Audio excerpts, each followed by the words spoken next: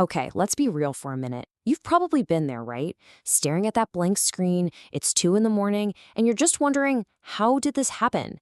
The capstone project, it's supposed to be this, grand finale for your degree. But man, it often feels more like a final boss you have no idea how to beat.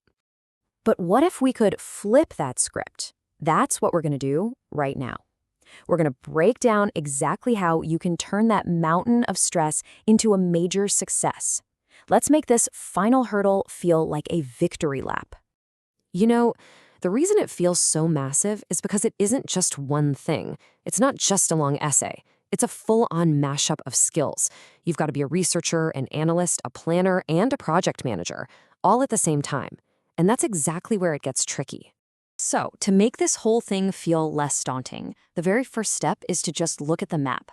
Let's break down the anatomy of a finished project. Honestly, just knowing where you're headed makes the journey a whole lot less scary. Look, most capstones follow a pretty logical flow. You start with the abstract, that's just the quick elevator pitch. Then the introduction, where you set the scene. Your literature review is where you show you've done your homework.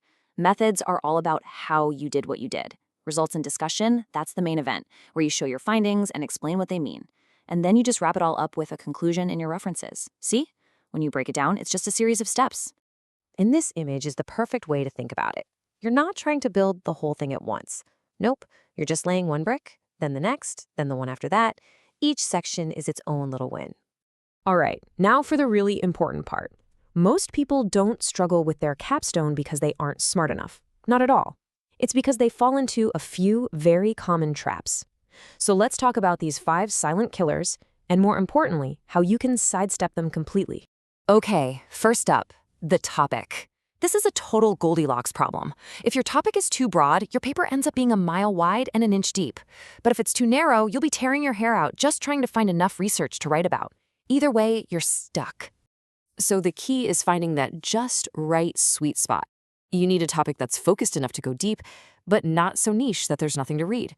And here is a pro tip, seriously. Before you commit, do a quick search.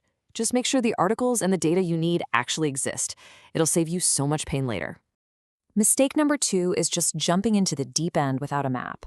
Your research question isn't just a box to check, it is the North Star for your entire project. Without a good one, you're just wandering around collecting random facts and your paper will feel totally disconnected. The fix here is so simple, but it's absolutely crucial. Before you do anything else, just write down one clear, specific question. From that moment on, every single thing you do, every article you read, every bit of data you look at should be about answering that one question. Ah, yes, mistake number 3. We've all been here. The classic, oh, I've got plenty of time. Until suddenly, you don't. That last-minute scramble means rushed writing, silly mistakes, and a final product that just doesn't show what you're really capable of. The best way to avoid this is to stop thinking of it as one giant project. Break it down into the smaller chunks we talked about earlier. Then open up your calendar and give each piece its own deadline. Your introduction is due this Friday. Your literature review is due 2 weeks from now. This simple trick turns a monster of a task into a series of small, easy-to-handle steps. All right, mistake number 4 gets to the real heart of your project, the analysis. And there are 2 ways this can go wrong. On one hand, you have people who just dump data, charts, quotes, statistics, and they never actually say what it means. On the other hand, you have people who analyze forever, but never tie it back to their original question. Both are dead ends. So here's a simple 3-step mantra for good analysis. For every piece of data, first, interpret it. What does this actually mean? Second, link it. How does this help me answer my big research question? And third, support it. What's the evidence for my claim? If you do those 3 things, your argument will be bulletproof. And the final mistake might be the most common and maybe the most destructive. Thinking you have to do this all by yourself.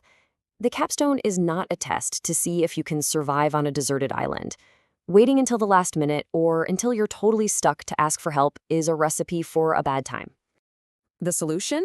Be proactive. Your supervisor is your coach, not your final boss. Use them. Set up regular meetings. And hey, ask a friend to read a section just to see if it makes sense. Getting feedback early isn't a sign of weakness. It's one of the smartest things you can do.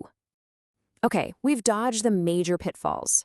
Now let's zoom in and do a quick little masterclass on the one section that sets the stage for everything that follows. Your introduction. Get this part right, And believe me, the rest of the paper feels so much easier to write. A great intro is basically a roadmap for your reader. It's your entire project in a nutshell. You need to give some background, clearly state the problem you're tackling, explain why this research even matters, give a little preview of your methods, and of course, state your research question loud and clear. Now, this quote here from Gene Dixon is really interesting. What he's saying is, don't mix up your description of the problem with your proposed solution. First, you have to purely and clearly define what the problem is. It's like a doctor diagnosing an illness before prescribing the medicine. If you don't get the diagnosis right, the cure won't work. And if you think this is just some stuffy academic rule, check this out. This data is fascinating. It shows that people in the industry, potential employers, actually care about seeing good research and clear methods in a problem statement even more than academics do. So getting this right isn't just about a grade, it's a skill for the real world. All right, let's bring this all together. We've talked strategy, we've talked structure, we've talked about what not to do, but for a second, let's think bigger than just finishing this thing and getting a grade. I mean, what's this really all about? Is it just about checking a box to graduate? Or is there something more going on? The real goal isn't to be perfect. Chasing perfection is just a surefire way to get stressed out. No, the real goal is to show that you can approach a big, messy challenge with clarity, with a good plan, and with a real sense of purpose. And when you do that, when you follow a smart process and avoid those common traps, something amazing happens. The capstone stops being this terrifying thing you have to survive. Instead, it becomes a final showcase of everything you've learned. It becomes something you're not just relieved to turn in, but something you can point to and be genuinely proud of.